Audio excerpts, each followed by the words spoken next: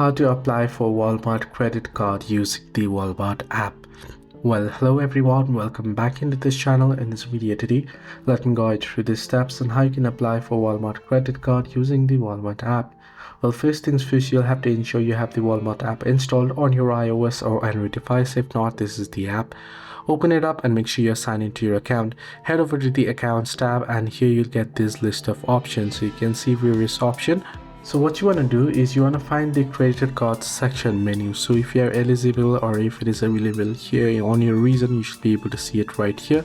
If not, you can head into settings, and once under settings here under account settings, you can see wallet option. You can head into it, and here as well you should be able to find the credit card option. However, if you do not find it here, what you'll have to do is you'll have to directly contact the customer service. So you'll have to head over to the nearest customer support on Walmart and then proceed to request assistance with applying for the Walmart credit card. A store associate will help you through the process.